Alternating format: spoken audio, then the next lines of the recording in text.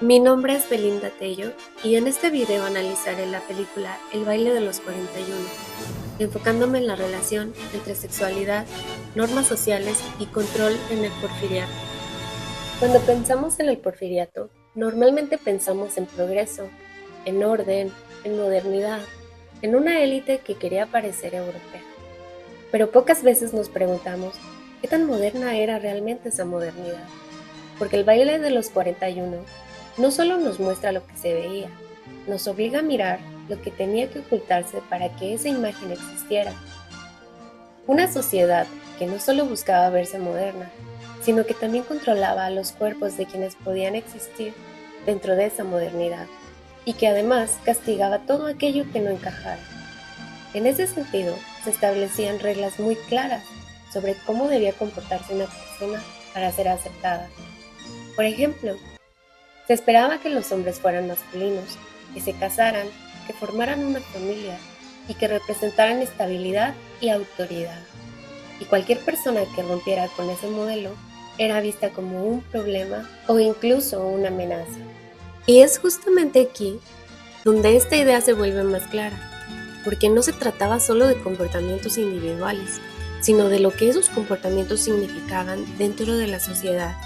En este sentido, Héctor Domínguez Rubalcaba plantea algo muy importante, que los límites de la heterosexualidad eran también los límites de la nación.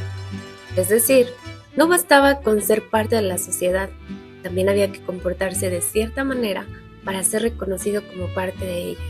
Ser hombre, ser heterosexual, casarse, no solo era una expectativa social, era una forma de pertenecer, pero también de decidir quién sí podía formar parte y quién tenía que quedarse en lo oculto. Esta idea se puede ver con mucha claridad en el personaje de Ignacio de la Torre. Ignacio no es cualquier personaje, él pertenece a la élite política porfiriana, tiene dinero, posición social, acceso al poder y además está casado con Amada Díaz, la hija de Porfirio Díaz.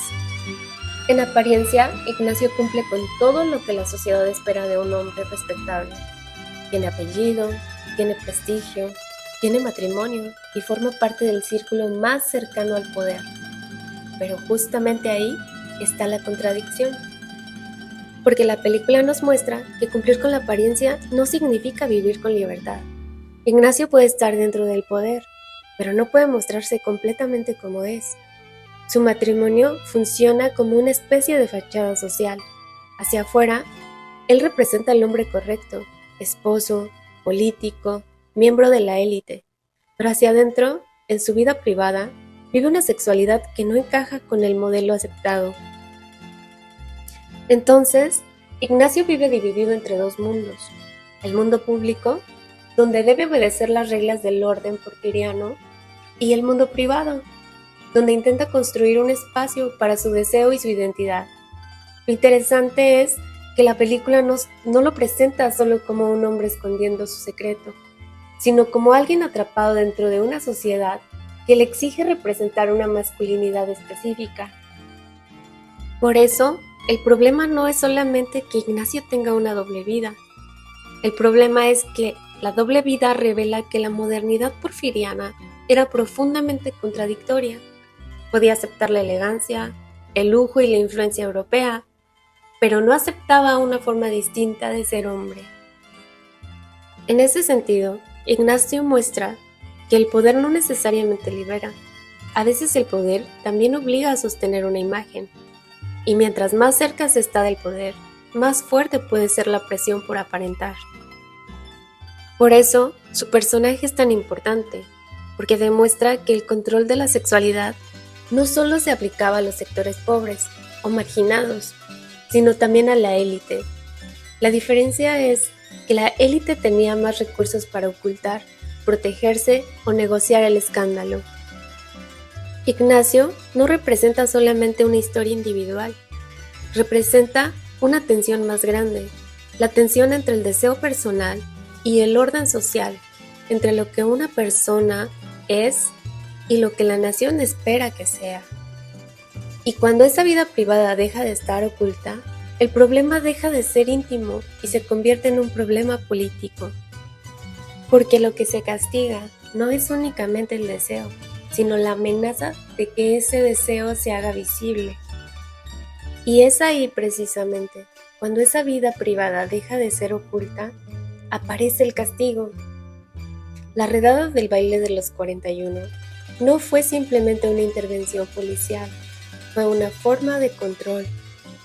El Estado no solo interrumpió una reunión, hizo visible algo que debía permanecer oculto, y al hacerlo, convirtió esos cuerpos en un escándalo público.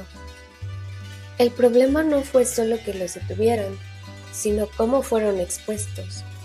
La prensa, las caricaturas, las burlas, todo eso también formó parte del castigo. Porque no se trataba únicamente de sancionar, sino de enviar un mensaje claro: esto no es aceptable, esto no forma parte del orden, esto no pertenece a la nación. Y es justo en este momento donde se entiende realmente lo que plantea Héctor Domínguez Rubalcaba. De los límites de la heterosexualidad eran también los límites de la nación. Porque en cuanto estos cuerpos dejaron de estar ocultos, dejaron también de ser tolerados. No era solo una cuestión moral, era una cuestión de orden, de qué tipo de hombres podían representar la sociedad y cuáles debían ser corregidos o eliminados de lo visible. Es por eso que el Estado intervino, no solo para castigar, sino para volver a marcar el límite. Y es aquí donde viene mi reflexión personal. Después de ver todo esto, es difícil pensar que se trata solo de un hecho del pasado, porque muchas de estas dinámicas no han desaparecido por completo. Hoy en día existe mayor visibilidad y más derechos para la diversidad sexual, pero eso no significa que el control haya desaparecido. Todavía existen expectativas sociales sobre cómo debe comportarse una persona, sobre todo cómo debe verse, o incluso sobre cómo debe vivir su vida. Y en muchos casos, quienes no encajan en esos modelos siguen enfrentando rechazo, presión o necesidad de ocultarse. Lo que cambia no es tanto la lógica, sino la forma en la que se expresa. Antes, el castigo podía ser público y directo, hoy puede ser más sutil, pero sigue existiendo. Por eso, el baile de los 41 no solo habla del porfiriato, habla de cómo las sociedades construyen normas sobre los cuerpos y de cómo reaccionan cuando alguien las rompe. Más que un escándalo, fue un momento que dejó ver los límites de esa modernidad, porque al final no se trataba solo de una fiesta, se trataba de decidir quién tenía derecho a existir y quién no. Porque más allá del escándalo, lo que se revela es la forma en la que una sociedad define sus límites